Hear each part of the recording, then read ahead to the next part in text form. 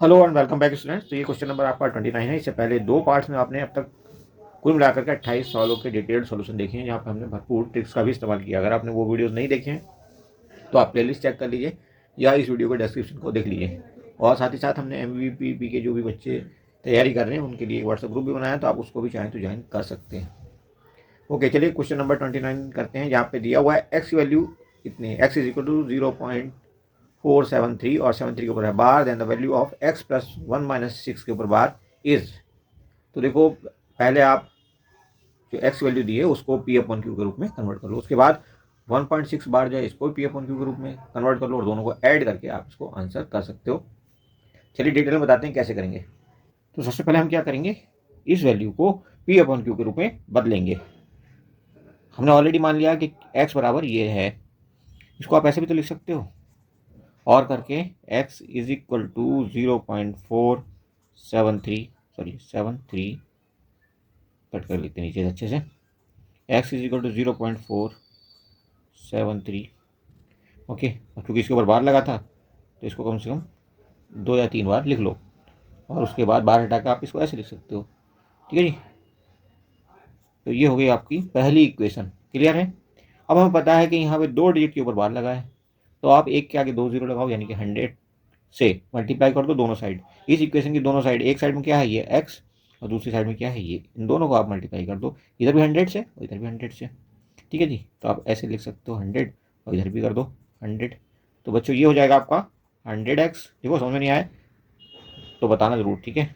वैसे ना ये हो ही नहीं सकता अगर आप ध्यान से देखोगे, कॉपी पेन चलाओगे तो। ठीक है जी, तो ये हो गया 100x और ये कितना हो जाएगा बच्चों, ये हो जाएगा आपका 0.447 के बाद पॉइंट चला जाएगा, 2 पोजीशन पॉइंट हट जाएगा 100 से मल्टीप्लाई करने का, मतलब यही होता है। और उसके बाद बचता है आपका 73 डॉट डॉट डॉट डॉट ऐसा आप दिखा सकते हो। ये हो जाएगी आपकी इक्वेशन नंबर 2। अब आप इक्वेशन नंबर 2 से एक को घटा दो। ठीक है जी, आपको पता है एक क्या थी हमारी इक्वेशन नंबर, ये थी एक। ध्यान रखना है एक्स के नीचे एक्स को बराबर के नीचे बराबर हो, पॉइंट के नीचे पॉइंट हो, और आप अब आसानी से घटा सकते हो। तो यहाँ से उठा करके देखो, एक्स वैल्यू हमने क्या रखी थी, आपको याद होगा, ये हमने रखी थी जब, मतलब इसको तो आप हटा ही दो, ये 100 को छोड़ दो इधर से, इसको छोड़ दो। तो ये हमारी इक्वेशन नंबर 1 थी, प्योर आपने देखा होगा ध्यान से, अगर वीडियो देखा हो तो, अदरवाइज बैकवर्ड जा करके भी आप देख सकते हो। ठीक है जी, तो यहाँ पे आप लिखोगे 0 पॉइंट, देखो यहाँ राइट साइड में, सॉरी लेफ्ट साइड में 0 था, पॉइंट के बाद क्या था हमारा 47473 ये था। ठीक है जी, ओके 7373 यस। यहाँ पे एक बार और लिख लो 73। ठीक है जी, क्लियर। गलत हो गया है थोड़ा सा, इसको हम कट करते हैं, दोबारा से लिखते हैं, यहाँ पॉइंट की गड़बड़ हो गई है। ठीक है जी, कोई बात नहीं। तो जैसे हमने 100 से मल्टीप्लाई किया, ये हो जाएगा 100x बराबर, यहाँ पे देखो, इसको देखो ध्यान से, 2 पोजीशन जब पॉइंट हटाएंगे तो ये हो जाएगा 47.37373। ठीक है जी, कौन सी इक्वेशन है ये, 2 नंबर। इससे माइनस हमें क्या करनी है, 1 नंबर इक्वेशन।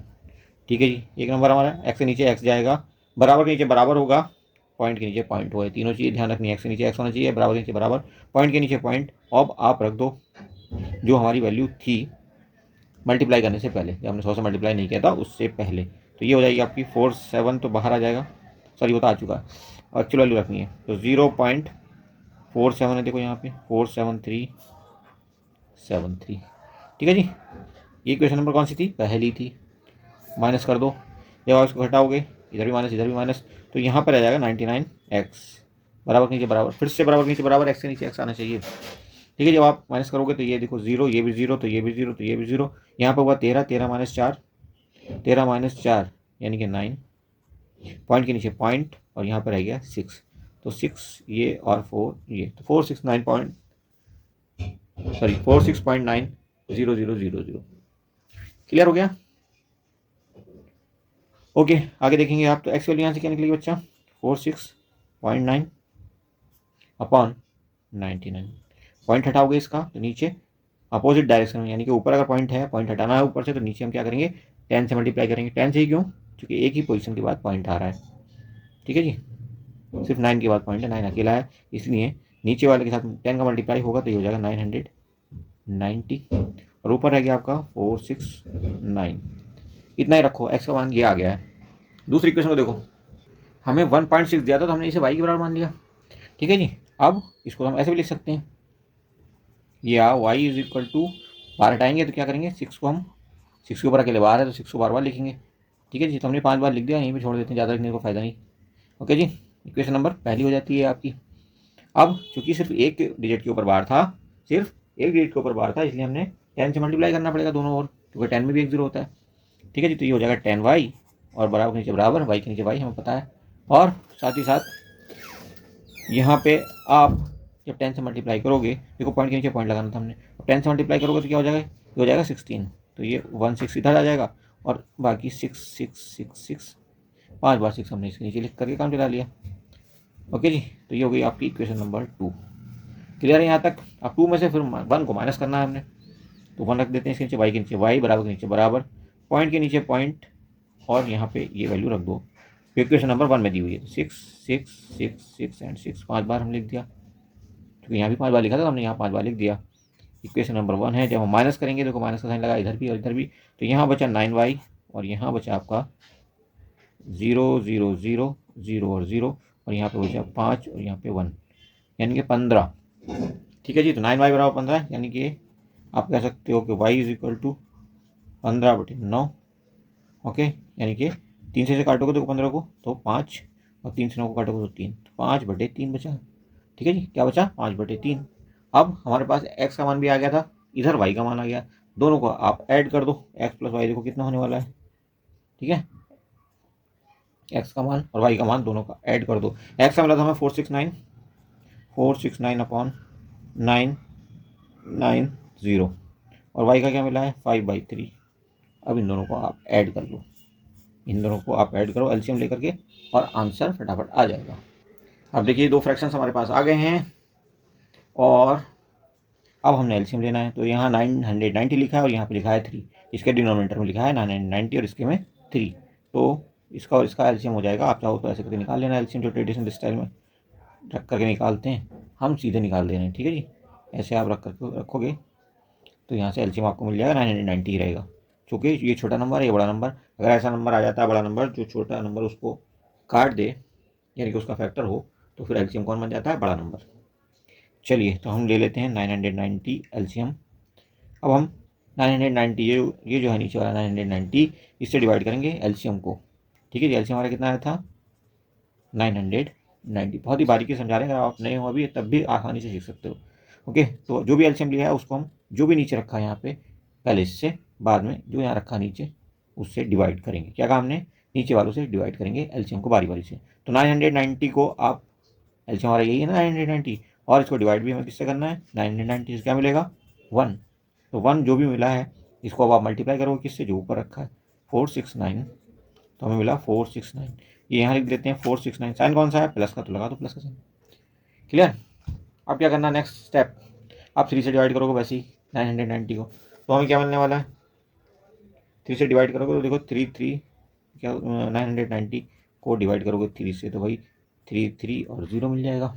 अब इसको मल्टीप्लाई किससे करना होगा, जो ऊपर है 5, ठीक है। तो 33 5 जा 165 और एक लगेगा 0, तो 1650 ओवरऑल मिला हमें यहाँ से।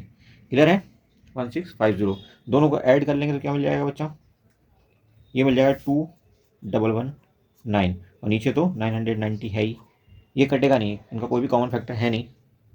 तो जब कॉमन फैक्टर नहीं है तो हम सीधे इसको डिवाइड करेंगे, और जब डिवाइड करेंगे तो यहाँ पे हमें मिलने वाला है 2.14040, है ना, और ऐसे ये चलता रहेगा। तो इसको हम लिख सकते हैं ऐसे करके, और 2.140 बार बार रिपीट हो रहा था, 4 और 0 दोनों के ऊपर लगा देंगे बार, तो ये हो जाएगा हमारा आंसर। क्लियर है, ये हो गया हमारा आंसर, ठीक है जी। कौन सा ऑप्शन करेक्ट है, तो आई थिंक ये ऑप्शन 3 करेक्ट है आपका। लेट मी चेक, हाँ जी ये थर्ड आंसर है जो करेक्ट है। ओके, 30 नंबर सवाल कहता है, एक रेलगाड़ी एक खंभे को 12 सेकंड में पार करती है और एक 170 मीटर लंबे पुल को पार करने में लेती है 36 सेकंड। तो रेलगाड़ी की चाल मीटर प्रति सेकंड से बदल करके किसमें बतानी है, किलोमीटर प्रति घंटे में बतानी है। यहाँ पे सबसे पहले हमें क्या करना, मान लेना कि ट्रेन की लंबाई L है, L मीटर है, ठीक है जी, क्योंकि हमें प्लेटफॉर्म की लंबाई भी मीटर में दी हुई है और क्या दिया हुआ है, टाइम दिया हुआ है सेकंड में, तो मीटर प्रति सेकंड में हम स्पीड पहले निकाल लेंगे, फिर उसको हम किलोमीटर प्रति घंटा में कन्वर्ट कर लेंगे। तो पहली शर्त के हिसाब से इसने खंबे को पार किया है 12 सेकंड में। तो जब इसने खंबे को पार किया इस ट्रेन ने, तो सिर्फ और सिर्फ अपनी लंबाई को ही पार किया है। ठीक है जी, खंबे की अपनी तो कोई चौड़ाई होती नहीं है। ठीक है, जब चौड़ाई नहीं होती खंबे की, तो जो भी दूरी ये तय करेगी ट्रेन, वो सिर्फ एल यानी कि इसकी अपनी लंबाई होगी। तो हमारी स्पीड कैसे निकलेगी, लंबाई को आप टी से डिवाइड कर दोगे तो स्पीड आ जाएगी। ठीक है जी, या आप कह सकते हो, कि एल एल रहने दो, और 12 सेकंड टाइम दिया है तो टी की जगह 12 लिख देंगे और ये हो जाएगी एस। या आप यहाँ से कह सकते हो कि L is equal to 12 S. Clear है यहाँ तक। अब क्या करना है हमने, अब ये मिल गया आपको, ये पहली शर्त के हिसाब से, या इक्वेशन नंबर 1 कह लो आप इसको।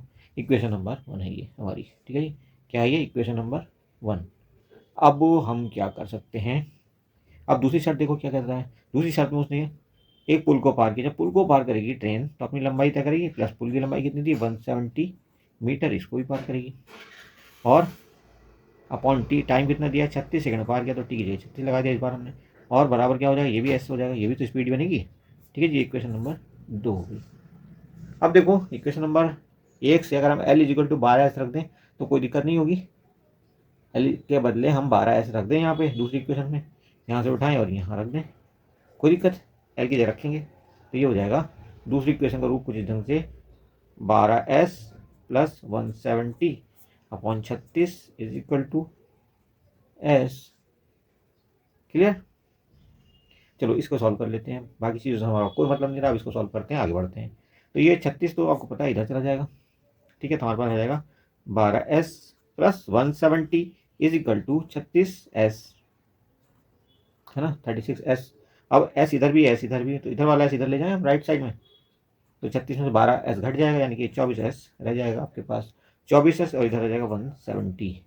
यानी कि आप कह सकते हो कि 24s बराबर 170, तो s बराबर 170 अपॉन 24, है ना। अब ये स्पीड तो आ गई, लेकिन इसमें ये मीटर पर सेकंड में, अगर इसे किलोमीटर प्रति घंटे में ले जाना है तो मीटर से किलोमीटर में जब जाएंगे तो 1000 से भाग देना चाहिए, और समय में देखोगे आप तो सेकंड से हम जा रहे हैं घंटे में, तो 3600 से गुणा करना चाहिए। ठीक है जी, तो यानी स्पीड क्या हो जाएगी हमारी, अब किलोमीटर प्रति घंटा में जब हम इसे बदलेंगे तो ये हो जाएगी S is equal to, hold on, S is equal to 170, तो ऐसे रहेगा, 24 भी ऐसे रहेगा, और इसको हम किलोमीटर प्रति घंटा में बदलेंगे तो ये हो जाएगा 3600 ऊपर और 1000 नीचे, या आप कह लो 18 ऊपर और नीचे 5 ना, ऐसा भी लिख सकते हैं, लेकिन हमने लिखा 3600 और 1000। क्लियर है यहाँ तक। अब देखो 1 0 1 0 1 0 3 0 हो गए, इसके 3 0 से ये खत्म, तो ये तो खत्म हो गया पूरी तरह से 1000। ऊपर बचा है 36 और नीचे बचा 24, 2 से, ओ सॉरी 12 से काटो, 12 दूनी 24, 2 और 12 तिया 36, 3, तो ये रहा 17 और ये रहा 3, 17 इंटू 3 51 51, और नीचे क्या बचा, नीचे बचा सिर्फ और सिर्फ 2, तो 51/2 किलोमीटर प्रति घंटा ये आ गई। या आप इसको कह सकते हो कि ये स्पीड हमारी होगी s बराबर 25.5 किलोमीटर प्रति घंटा, kmph लिख दो। ठीक है जी, किलोमीटर प्रति घंटा, ये हो गया हमारा आंसर। और ऑप्शन कौन सा करेक्ट हो गया हमारा, देखो 3 ऑप्शन, थर्ड ऑप्शन जो है आपका वो करेक्ट है। होपफुली आपको बहुत ही अच्छे से समझ में आया होगा, फिर भी कोई कंफ्यूजन हो तो कमेंट जरूर करना।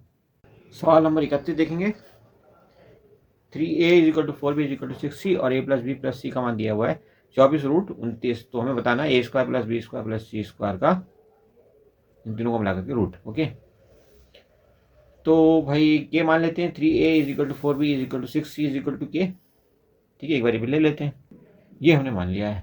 ओके, तो हम कह सकते हैं, सॉरी 3a, ठीक है 3a, तो हम कह सकते हैं कि 3a बराबर k, तो भाई k कितना हो जाएगा, तो सॉरी a का मान k/3, ऐसे ही हम निकालेंगे 4b is equal to k, तो b का मान यहाँ से कितना निकल जाएगा k/4।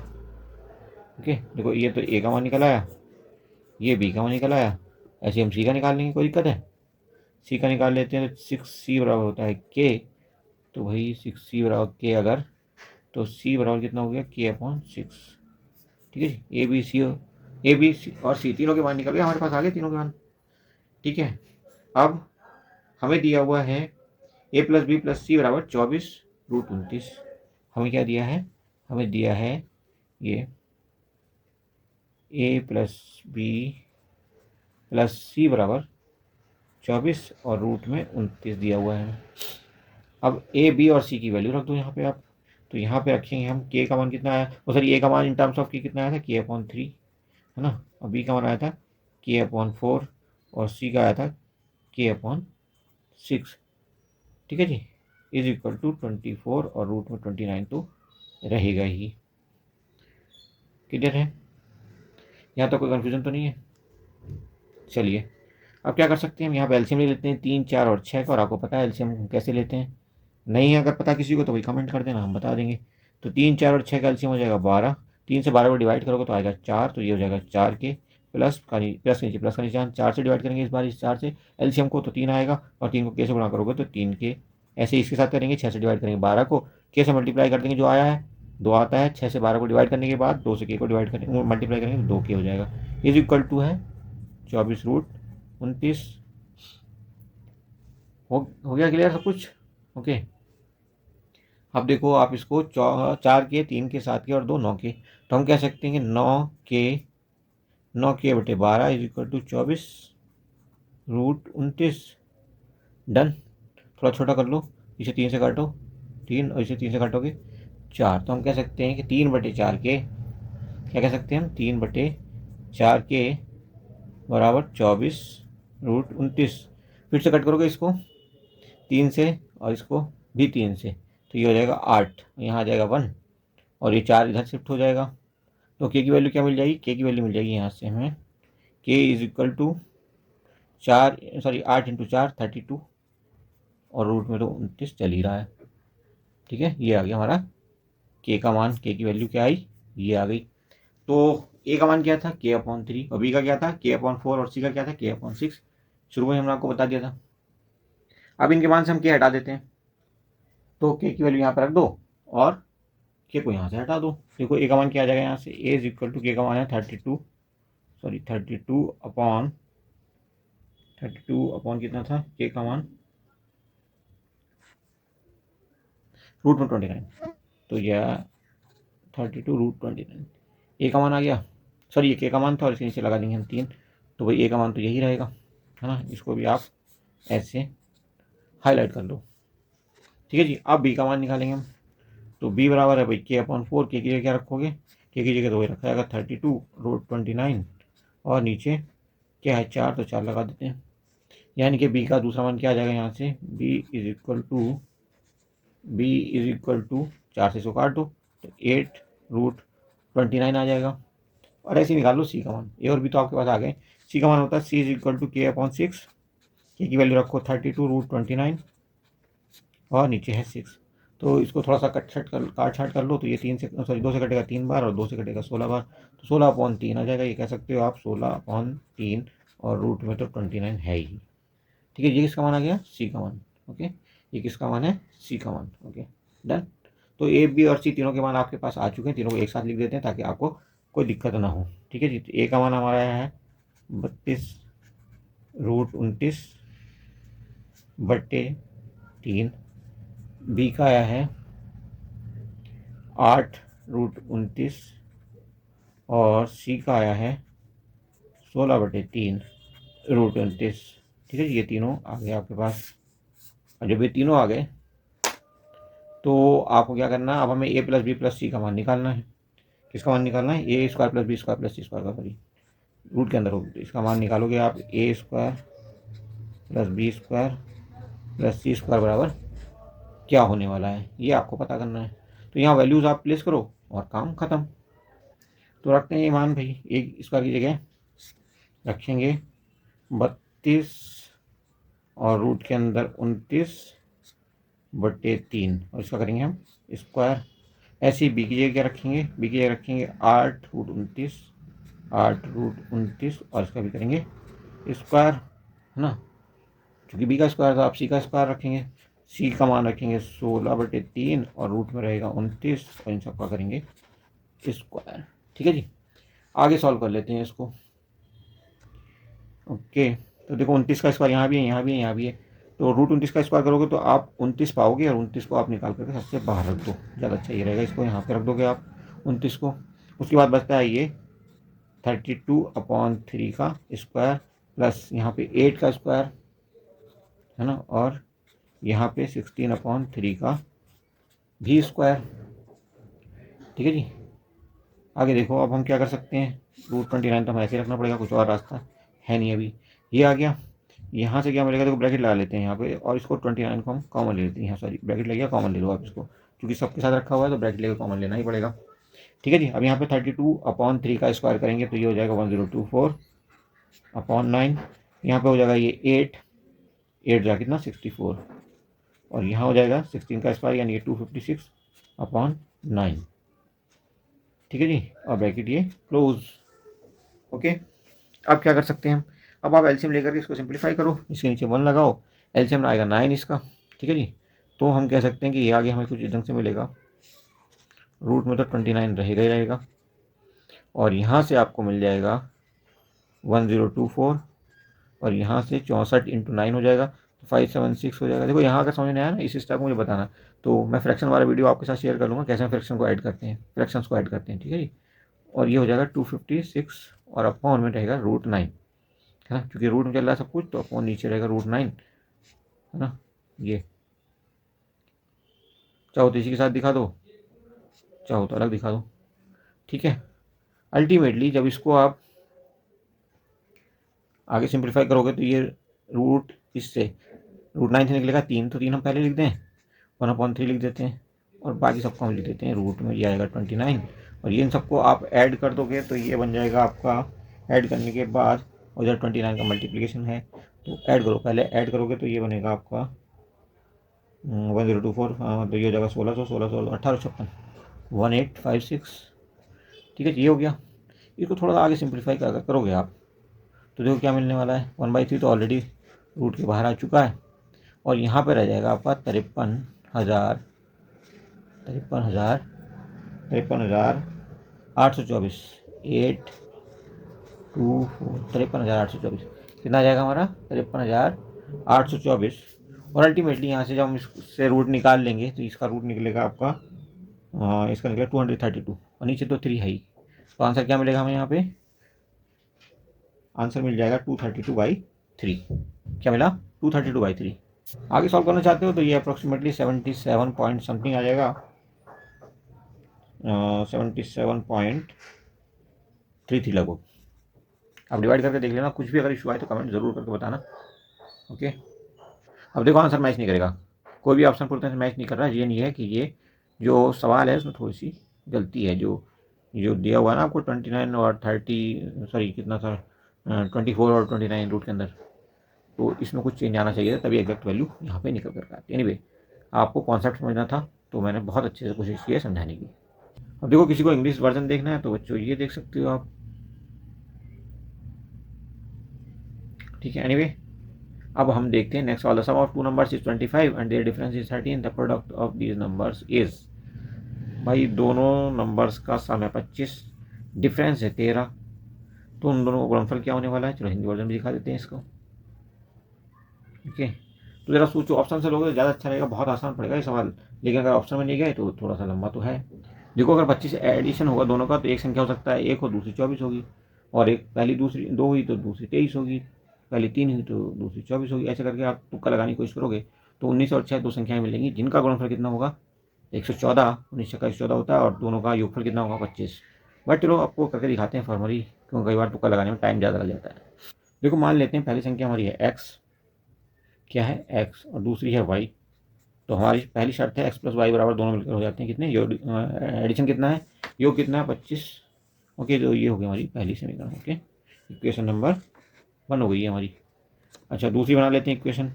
दूसरी में से क्या है, डिफरेंस बताया, डिफरेंस कितना है दोनों का डिफरेंस, तो x minus Y is equal to how much 13, दोनों का डिफरेंस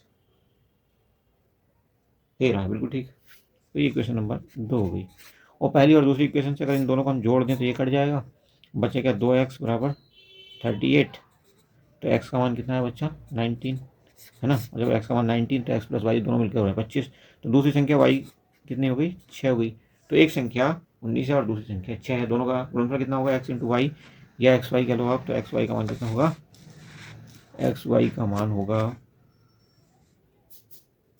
एक्स वाई का मान 19 इंटू 6 कह सकते हो आप, तो 114। और ये कौन सा आंसर सही हो जाएगा आपका, दूसरा, दूसरा ऑप्शन आपका करेक्ट होगा। कुछ भी दिक्कत हो तो कमेंट जरूर कर देना। अगला सवाल देखिए, एक्स प्लस वाई एक ब्रैकेट में और एक्स माइनस वाई दूसरी ब्रैकेट में जब है, उन दोनों का रेशियो क्या है हमारे पास, 7 और 3 है। तो हम पता लगाना है एक्स की क्यूब प्लस वाई की क्यूब और एक्स क्यूब माइनस वाई की क्यूब का रेशियो क्या होने वाला है। अच्छा सवाल है, ये इंग्लिश वर्जन है आपके सामने और आप इसको भी अच्छे से देख लीजिए। देखो ये दिया है, अब आप क्रॉस मल्टीप्लाई करो, एग्जैक्टली एक्स और वाई का रेशियो निकाल लो। तो यहाँ से आप 3 को ले जाओगे ऊपर और मल्टीप्लाई कर दोगे इसके साथ, और ऐसे ही 7 को ले जाओगे नीचे, से मल्टीप्लाई कर दो तो ये हो जाएगा आपका, यहाँ से आपको मिलेगा 3x plus 3y is equal to 7x minus 7y। Clear है, ओके। अब ये x एक साथ लेके जाओगे तो यहाँ पे बचेगा 4x और y को y के साथ ले जाओगे तो ये बचेगा 10y। तो आप कह सकते हो कि 4x बराबर 10y, यानी कि x अपॉन वाई कर लोगे तो 10/4 हो जाएगा, यानी कि 5/2। ठीक है जी।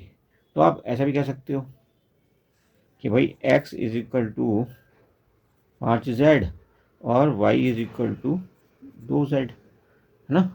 अब रख के देखना, इसकी वैल्यू को कोई फर्क नहीं पड़ेगा इससे। क्लियर है। अब हमें रखना है x cube plus y cube की value, x cube plus y cube की वैल्यू, और इसे डिवाइड करना है x cube minus y cube की वैल्यू से। तो इसका एक्सपेंशन क्या होता है, इसका एक्सपेंशन होता है एक्स प्लस वाई, ओके, और दूसरे ब्रैकेट में होता है X square minus X Y plus Y square. Clear.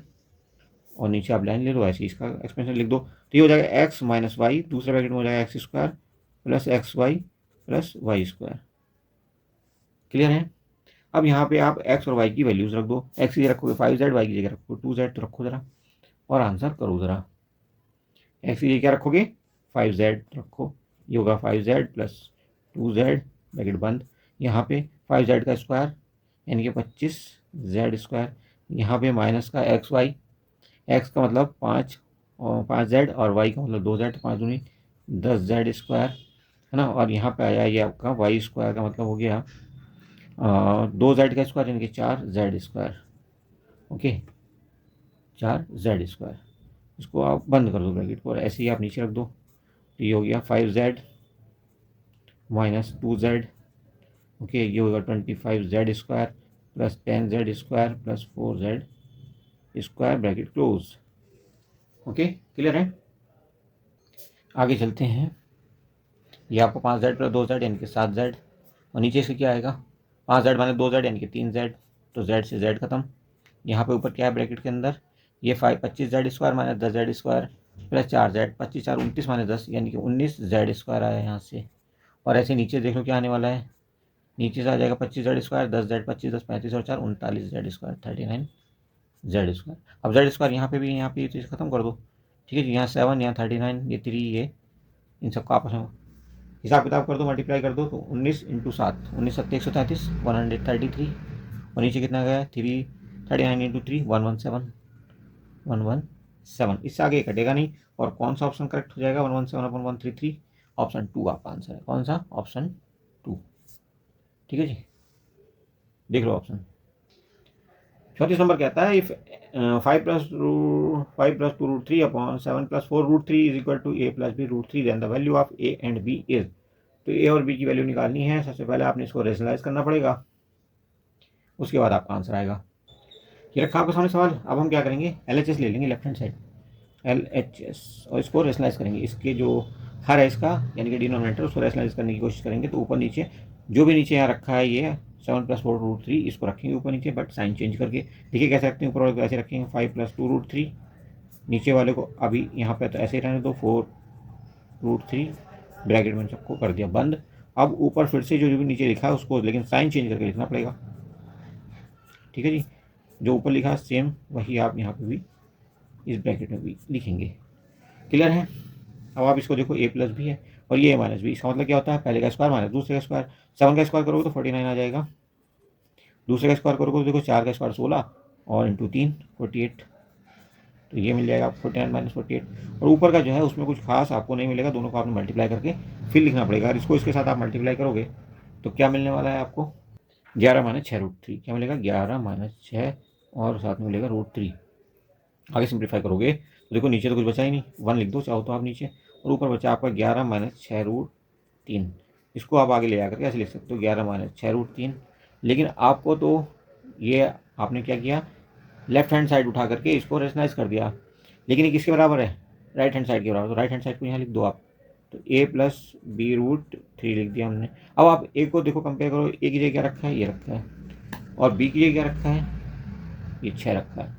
ठीक है जी, बी की जगह रखा √3, √3 की जगह √3 रखा। बी की जगह क्या रखा आप कह सकते हैं -6, क्या -6, और ए की जगह रखा है +11। तो ए और बी की वैल्यू क्या हो गई, 11 और -6। देख लो कौन सा ऑप्शन करेक्ट है, ऑप्शन थर्ड करेक्ट है आपका, थर्ड। ठीक है जी, अगले सवाल चलें। 35 नंबर सवाल कहता है the selling price of 30 items is equal to cost price of 25 items. 30 सामान हमने बेचे, मान लिया 30 पेन बेचे हमने, और उनकी जो सेलिंग कॉस्ट है, अगर हम 1 रुपये का एक बेचते हैं, सपोज हमने माना 1 रुपये का एक बेचा हमने, 30 पेन 30 रुपये के बेचे, लेकिन वो हमने कितने के लिए थे, 25 रुपये के लिए थे। ठीक है जी, कॉस्ट प्राइस उनकी किसके इक्वल है, 25 रुपये के, यानी कि हमने 25 रुपये के 30 पेन खरीदे थे, है ना। 25 रुपये का 30 पेन आपने खरीदे थे, तो एक पेन कितना खरीदा था, 30/25, यानी कि 6/5 रुपये का खरीदा हमने एक पेन खरीदा।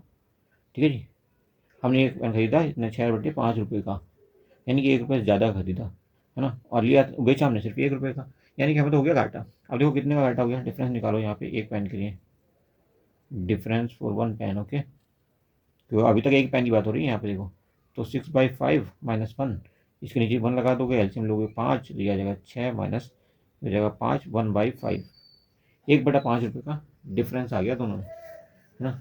1/5 रुपये यानी कि 20 पैसे का डिफरेंस आ रहा है। अब ये डिफरेंस कितने पा रहा है जी, 6 रुपये, ओ सॉरी 6/5 रुपये पे, 6/5 रुपये पे 1/5 रुपये का डिफरेंस है। ठीक है, 1/5 रुपये का डिफरेंस है किस पे, 6/5 पे। तो इसको आप परसेंटेज में बदल दो, है ना, ये तुम्हारा लॉस है, लॉस को परसेंटेज में बदल दिया। तो देखो सिंप्लीफाई करो, ABCD ये हो गया, ये ए, तो ये हो गया बी। ये ट्रिक बता रहे हैं आपको कैसे इस तरह के सॉल्व किया जाता है। सी रख लो इसके बदले, और इसके बदले रख लो डी। तो ए और डी साथ साथ ले लो, अपॉन बी और सी साथ साथ ले लो, इंटू 100 कर दो।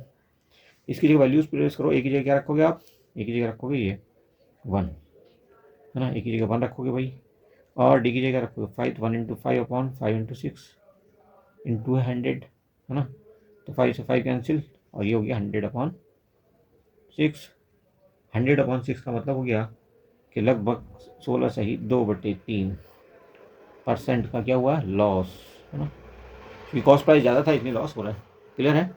तो देखो यहाँ पे थर्ड ऑप्शन जो है आपका पूरी तरह से मैच कर रहा है। अब हम चलते हैं क्वेश्चन नंबर 36 पे। तो एक मिक्सचर लिया हुआ है, इन mixture of milk and water, just a minute, यह है आपकी स्क्रीन पे, इन mixture of milk and water the proportion of water by weight was 75%, यानी कि अगर हमने जो मिक्सचर लिया उसमें 75% वाटर है और बाकी बचा हुआ दूध है। Okay, if in the 60 gram mixture 15 gram water was added, 60 gram mixture में क्या क्या रहा होगा, 60 ग्राम में 75% पानी है, यानी कि 45 ग्राम तो भाई पानी है, और 15 ग्राम रह गया आपका दूध। लेकिन इस 45 ग्राम पानी और 15 ग्राम दूध में 15 ग्राम वाटर और मिला लिया, यानी कि अब 60 ग्राम पानी हो गया और 15 ग्राम रह गया है दूध। The percentage of water is, तो भाई 60 ग्राम पानी में 15 ग्राम दूध रह गया है, तो इसका मतलब ये हो गया कि टोटल तो अभी अब है 75 ग्राम, 75 में से 60 जो है आपका 60 ग्राम क्या है, पानी है। तो हम कह सकते हैं 60/75 इंटू 100, और जो भी आंसर आ रहा है वो हमारा आंसर है, 80% आएगा ये, है ना। चलो करके देखते हैं, कोई बात नहीं। यहाँ पे देखिए 60 ग्राम हमारे पास टोटल पानी हो चुका है, और टोटल जो मिक्सचर है वो 75 ग्राम है, जिसमें 15 ग्राम दूध है। ठीक है, तो हमें पता लगाना है कि वाटर की परसेंटेज क्या होनी है, 60 ग्राम अपॉन 75 ग्राम इंटू कर देंगे 100, क्योंकि परसेंटेज निकालनी है। तो वही कट कर दो इसको, 25 से कट करोगे 3, और 25 से इसको करोगे 4। अब जो बचा ये 3, इससे 3 1 3, और इसको काटोगे तो आएगा 20। तो ऊपर बचा 20 × 4, दैट इज इक्वल टू 80%। ये हमारा हो गया आंसर। आई थिंक कोई भी दिक्कत नहीं, कहीं से कहता मुँह जवानी तकरीबन हमने ये सवाल किया है कुछ सेकंड के अंदर। बच्चों हिंदी वर्जन देख लो, चूँकि आप बच्चों को छोटी बात थोड़ी दिक्कत होती है, तो हिंदी मीडियम के बच्चों को इंग्लिश मीडियम पढ़ने में दिक्कत होती है, जाहिर सी बात है। तो अब हम दिखा देते हैं क्वेश्चन नंबर 37। ये आपका क्वेश्चन नंबर 37 है। 3 व्यक्ति एक स्थान से ए से 20 तक पैदल जा रहे हैं। उनकी गति का अनुपात दिया है 4, 3, 5 और इन व्यक्ति द्वारा बी तक पहुंचने में लिए गए समय का अनुपात हमें बताना है। तो चलो करते हैं इसको। ओके, स्पीड इनकी दी हुई है S1 मान लेते हैं पहले की, दूसरे की S2 और तीसरे की S3। ये हमने मान लिया कि उनकी चाल S1, S2 और S3 है। तो भाई जो टाइम वो लेंगे, है ना, इनका तो अनुपात आपको पता है क्या है। अनुपात इन चालों का अनुपात है, चालों का अनुपात उसने दिया है 4:3:5। ये अनुपात है S1, S2 और S3 का।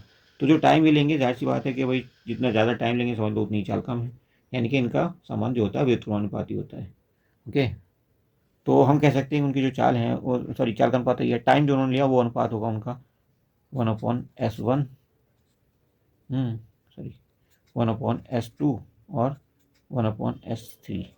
ये उनकी इनका जो टाइम है वो हो जाएगा, ये इनका टाइम जो है वो हो जाएगा। और अनुपात अगर आप देखोगे इस टाइम का, तो इसको आप पलट दो इस अनुपात को, तो ये हो जाएगा आपका इनका अनुपात। अगर ये देखोगे अनुपात के रूप में इसको, तो 1/4 अनुपात 1/3 अनुपात 1/5 ये हो जाएगा।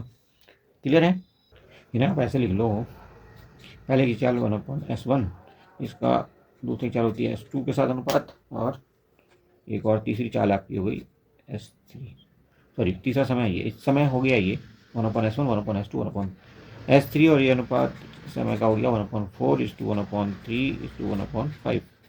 अब देखो 4:3:5 जो है, इसका अगर हम एलसीएम ले लें तो ये एक्चुअल अनुपात हमारे सामने, मतलब ये जो 1 के नीचे आ रहा है 1/4, 1 हट जाएगा यहाँ से ना, तीनों में से 1 को हटाने के लिए हम क्या करेंगे, हम लेंगे सबसे पहले एलसीएम इन तीनों का, किसका 3, 4 और 5 का, और 1/1 हम इनको मल्टीप्लाई कर देंगे एलसीएम के साथ। जैसे 1/4 को हमें चेंज करना, तो यहाँ एलसीएम लिया हमने 60, 4, 3 और 5 का एलसीएम होता है 60, तो 4 इसे डिवाइड करो तो ये आ जाएगा 15। और ऐसे ही दूसरा वाला जो 1/3 है उसको भी आप 60 से मल्टीप्लाई करोगे तो 20, और तीसरा वाला भी ऐसे ही बदल के आपके सामने आ जाएगा 1/5 × 60, तो ये हो जाएगा 12। तो 15, 20, 12 ये हो जाएगा आपका नया रेशियो। 15, 20, 12 देखो कहाँ पे मिल रहा है, 15:20:12, और ये आपको मिल रहा है ऑप्शन 4। तो ऑप्शन 4 आपका करेक्ट आंसर हो जाएगा। क्या? ऑप्शन 4 आंसर है आपका। 38 नंबर सवाल देखो, साधारण ब्याज पर एक निश्चित धनराशि 2 वर्ष में 1008 हो गई है और 3.5 साल में हो गई है 1164 रुपये। तो ब्याज की वार्षिक दर क्या है ये पता करना है। ओके, तो आपको पता है कि हमारा जो फार्मूला होता है SI होता है, SI सिंपल इंटरेस्ट बराबर होता है PRT/100। तो चलिए रखते हैं इसी फार्मूले में वैल्यूज़ और करते हैं आंसर। अब देखो हमने कहा कि SI बराबर इतना, पहली शर्त इसकी यह है कि 2 वर्ष में वो 1008 रुपये हो गई है धनराशि। अगर हम ये मान लें P क्या है हमारा, मूलधन है ना, प्रिंसिपल है हमारा, तो हम कह सकते हैं जो सिंपल इंटरेस्ट आने वाला है वो क्या होने वाला है, वो हमारा 1008, तो हमें टोटल मिला है 1008 रुपये, उसमें P माइनस कर दोगे तो ये ऐसा ही हो गया ना सिंपल इंटरेस्ट। तो लेफ्ट हैंड साइड की प्रॉब्लम तो हमारी ये हमने रख करके काम चला लिया। अब राइट हैंड साइड पे हमारा यही रहने वाला है P/R/T/100। हाँ, वैल्यूज़ पुट कर दो। क्या क्या हमारे पास 2 साल की बात हो रही है हमारे लिए, आर हमें निकालना है, आर का हमें पता नहीं है ना, पी भी हमें पता नहीं है, अभी आर भी हमें पता नहीं है, और टी की जगह 2 रखेंगे और अपन हो जाएगा 100, और यहाँ पे तो आपका ये 1008 माइनस पी है ही है। ठीक है जी, तो पहली इक्वेशन तो आपकी ये हो गई। ऐसी दूसरी इक्वेशन में उसे 3.5 साल के लिए चाहिए, 3.5 साल के लिए बताया उसने 1164 रुपये हो जाएगा ब्याज। तो हम कह सकते हैं 1164 में से अगर आप पी घटा दोगे तो ये इंटरेस्ट बन गया, और राइट हैंड साइड पे तो ऐसे रखा जाएगा, पी की जगह पी रखो, आर की जगह आर रखो, टी की जगह रखो 3.5 का मतलब 7/2, टी की जगह 7/2 मतलब 2 नीचे पहुंच जाएगा और इनटू हो जाएगा 100। ये हो जाएगी इक्वेशन नंबर 2, है ना। क्या हो गई इक्वेशन नंबर 2 हो गई आपकी। अब एक को आप 2 से भाग कर दो, इक्वेशन नंबर 1 को इक्वेशन नंबर 2 से अगर आप भाग कर दोगे तो ये हो जाएगा 1008 minus P upon 1164 minus P, है ना, इज इक्वल टू ये पी आर, और पी आर के साथ ये 2 अपॉन नीचे क्या है इसके 100, और नीचे वाला ये आपका पी इंटू आर इंटू 7/200 ना। तो इसको सिंप्लीफाई करो, देखो इससे ये उड़ जाएगा, पी से पी खत्म, आर से आर खत्म, बचेगा क्या आपके पास, अल्टीमेटली यहाँ पे बचेगा, ऊपर 2 बचा है और नीचे 2 चला जाएगा, तो ये हो जाएगा 4 और बीच में रह गया 7, तो 4/7 रह गया। इसको आगे सिंप्लीफाई कर लो। चलो सिंप्लीफाई करते हैं, तो यहाँ से भाग रख लो, ये 1008 हो गया minus P upon 1164 minus P is equal to 4/7। Simplify करो, 7 को ऊपर ले जाओ, यहाँ पे मल्टीप्लाई करो और 4 को इसके साथ मल्टीप्लाई करो, तो ये 7000 और 56 7056 हो गया माइनस 7p हो गया, है ना। और बराबर में क्या है इसके नीचे से आपका ये इसके साथ मल्टीप्लाई किया तो ये हो जाएगा आपका 4656 माइनस 4p। ठीक है जी, इसके अलावा ये हो गया। अच्छा, आप पी एक साथ ले जाओ तो इधर ये हो जाएगा -3p और इसको आप इधर ले जाओगे 4656 में से 7056 माइनस करोगे तो प्लस का कितना बच जाएगा, तो प्लस का बच जाएगा आपके पास, प्लस का बच जाएगा 2400 है ना। और इधर है, सॉरी ये माइनस का बचेगा 2400, इधर से है माइनस का 3p, यानी कि p की वैल्यू भी नहीं मिल गई हमें। p की वैल्यू यहाँ से हमें कह सकते हैं कि p बराबर मिल गया है 800। कितना मिला, 800। क्योंकि 3p बराबर 2400, माइनस से माइनस कट जाएगा तो p बराबर 3 से डिवाइड कर दो 2400 को तो ये मिल जाएगा 800। तो p का मान तो हमें 800 मिल चुका है। अब हमें क्या बताना है इसके अलावा, आर का मान बताना हमने। तो हम पहली वाली जो क्वेश्चन है हमारी पहली क्वेश्चन थी हमारी 1008 माइनस पी है ना, 1008 minus P is equal to P R T upon 100। यहाँ पे आप पी की वैल्यू रख दो और टी की आपको पता ही है टी का मान, और आंसर कर लो। तो ये हो गया 1008 माइनस 800, पी की जगह आप रखो 800 इंटू आर को आर रहने दो और टी की जगह रखोगे 2 अपॉन रहेगा 100। 800 के 2 0 इससे ख़त्म, तो ऊपर बचा 8 एंड 2 है ना, और इधर क्या बचा 208। तो आप कह सकते हैं 208 इज इक्वल टू 16 आर है ना। तो R is equal to 13, R की वैल्यू कितनी आ गई 13%। ये आपका आंसर है। कौन से ऑप्शन में मिलेगा आपको, फोर्थ ऑप्शन है। तो फोर्थ ऑप्शन आंसर आपका आंसर बनेगा। क्लियर। एक वृत्त की परिधि 100 सेंटीमीटर है, ठीक है, परिधि सरकमफेरेंस। इस वृत्त के अंतर्निहित वर्ग की भुजा, इसके अंदर जो वर्ग बनेगा ना उसकी भुजा की लंबाई कितनी होने वाली ये बताना है आपने। तो डायग्राम बना लो एक, उसके बाद आसानी से सवाल आंसर हो जाएगा। अब देखो ये एक सर्किल है, उसके अंदर एक स्क्वायर बना हुआ है। अब इस स्क्वायर की जो भुजा है हमने वो बतानी है, भुजा की लंबाई कितनी होने वाली है। जबकि क्षेत्रफल दिया परिधि का वो 100 सेंटीमीटर दिया, इसका रेडियस निकाल लेते हैं। अब ये देखो ये जो पॉइंट है आपका ये ओ होगा, और ये जो लाइन होगी ए बी सी जो लाइन होगी यहाँ पे, ये इसका क्या है, ये इसका डायमीटर है। ठीक है, वृत्त का डायमीटर है और स्क्वायर के लिए क्या है, विकर्ण है। ठीक है जी। तो सबसे पहले हम निकाल लेते हैं इस डायमीटर की लंबाई। तो ये देखो परिधि की वैल्यू दी है हमें 2πr, इसके लिए फॉर्मूला होता है 2πr। परिधि कहते हैं इसको, क्या कहते हैं, परिधि की लंबाई। ये 2πr होनी चाहिए। तो 2 into 22/7 into R is equal to हमें दिया कितना है, इसका मान कितना दिया है 100 सेंटीमीटर। ठीक है जी। तो इसको हम लिख देते हैं 100। ओके, अब आप इसको सिंप्लीफाई कर लो तो ये आर का मान निकल जाएगा। तो 100 into 7 divided by 2 into 22। Clear है। देखो ये तो आर का मान निकला, लेकिन हमें चाहिए डी। तो डी बराबर क्या होता है 2r। तो 2r अगर इसको करोगे तो 2 से मल्टीप्लाई कर दो इसको। तो ये आ जाएगा 100 इंटू 7/2 इंटू 2 और 2 से कर दो मल्टीप्लाई, 2 से कर दो मल्टीप्लाई। तो 2r का मान आ गया, यानी कि डी का मान आ गया यहाँ से हमारा। और डी बराबर हमारा होता है, जो अगर ये वर्ग की भुजा ए है तो ये a√2। ठीक है, अब डी का वैल्यू यहाँ उठा कर रख दो और a√2 को a√2 रखा रहने दो, ए को यहीं पर रहने दो, √2 को भी थोड़ी देर के लिए यहीं रहने दो, इधर बाकी इसको भेजो। तो ये 100 इंटू 7, 2 से देखो यहाँ 2 कट जाएगा, इसको आगे ले जाने का कोई फायदा नहीं है ना। 2 हमने काट दिया है यहाँ, तो ये काट दिया तो आगे ले जाने का कोई फायदा नहीं, आगे हम इसको लिख नहीं रहे। नीचे आ जाएगा 22। ठीक है जी। और ये a√2 रहेगा। इसको सिंप्लीफाई करो आप आगे तो आंसर मिल जाएगा। वो आंसर इसने पाई की फॉर्म में दिया है, तो हमें पाई की फॉर्म में ही रहने देना है। हाँ, पाई की वैल्यू रखनी नहीं है। तो हमें पता है कि हमने कहा जी कि 2πr बराबर दिया है हमें 100।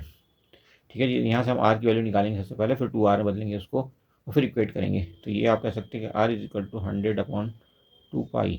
ठीक है जी। तो भाई 2r कितना हो जाएगा, 2r करेंगे तो इधर भी 2 से मल्टीप्लाई करना पड़ेगा, दोनों तरफ 2 से मल्टीप्लाई करना पड़ेगा। इसका मतलब ये होगा, ये तो हो जाएगा डी है ना, डायगोनल हमारा, और डायगोनल बराबर हो जाएगा हमारा ये 2 से 2 काट दो तो ये हो जाएगा 100/π। अब ये डी जो है हमारा डायगोनल, ये किसके बराबर है, ये होता है आपका a√2 के बराबर, क्योंकि वर्ग की भुजा क्या है ए है ना। तो उसका डायगोनल कितना होता है a√2, तो ये बराबर हो जाएगा 100/π के। तो ए का मान यहाँ से कितना निकालोगे आप, ए का मान यहाँ से निकलेगा a इज इक्वल टू 100/√2 √2 पाई। अब देखते हैं आंसर हमें क्या मिल रहा है। ठीक है जी। अभी एक काम हमें और करना पड़ेगा, √2 को नीचे से हटाना है, तो नीचे से हटाना मतलब ऊपर नीचे दोनों जगह √2 आप लगा दो मल्टीप्लाई में, तो हमें यहाँ से मिल जाएगा a इज इक्वल टू, देखो ये हो जाएगा 200/√2/2 पाई। अब इससे 2 से आप काट दो 100 को, तो ये हो जाएगा 50, तो ये हो जाएगा 50√2/पाई, और यही हमारा आंसर है। ऑप्शन थर्ड में दिया है, ऑप्शन थर्ड हमारा आंसर बन गया है। अब देखो सवाल नंबर 40 कहता है एक आयत का क्षेत्रफल वर्ग के क्षेत्रफल से 3 गुना है। यदि आयत की लंबाई 40 सेंटीमीटर है और चौड़ाई वर्ग की भुजा की 3/2 है गुनी है, तो वर्ग की लंबाई क्या है। क्लियर है। अब देखो हमारा ये है आयत, और ये हमारा वर्ग है। ठीक है जी।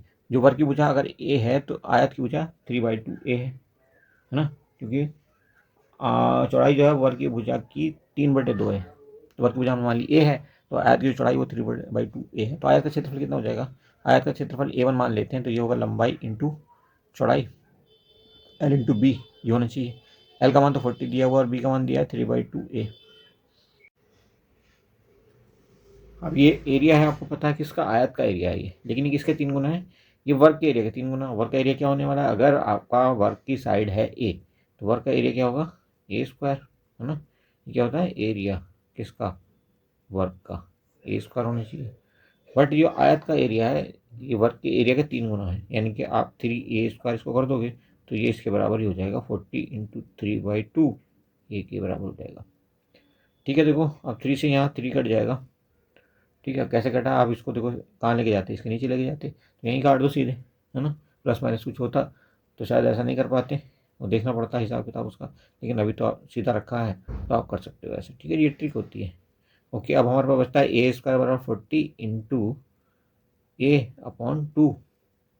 2 से इसको काट दो 40 को, क्या हो जाएगा 20A। तो हम कह सकते हैं कि A² बराबर 20 × A। ठीक है जी। और यह है A², तो भाई इसको आप ऐसे भी तो लिख सकते हो A × A है, क्लियर है ना, ऐसे लिख सकते हैं बराबर 20 × A। एक A से A काट दो, यानी कि A का मान कितना है बच्चा 20। तो इतना प्रोसेस हमने सिर्फ आपको समझाने के लिए किया है। वर्ग की भुजा ही पूछी थी हमसे, और ये आंसर बनेगा आपका 2। ठीक है, तो 2 आपका सेकंड ऑप्शन मतलब ये आंसर दिया हुआ है, वर्ग की भुजा 20 सेंटीमीटर। अगर कुछ रहा है कहीं पे भी किसी XYZ सवाल प्लीज़ कमेंट जरूर करना। इस ढंग से हमने तीनों वीडियो मिला करके 40 सवाल कंप्लीट कर दिए, और सबके सब बहुत अच्छे ढंग से समझाने की पूरी कोशिश की। ट्रिक्स का भी इस्तेमाल जम करके किया। अब आपका फर्ज बनता है, ड्यूटी बनती है कि आप चैनल को सब्सक्राइब करें और वीडियो को लाइक करें, साथ ही साथ ज़बरदस्त ढंग से शेयर करें, ताकि हम मोटिवेट हो सकें। और नेक्स्ट वीडियो डेफिनेटली आपको फिर हम कोशिश करेंगे, अगर चैनल आगे बढ़ेगा तेज़ी से, तो फिर डिजिटल बोर्ड पे ला कर दिखाएंगे। Thank you for watching, see you soon.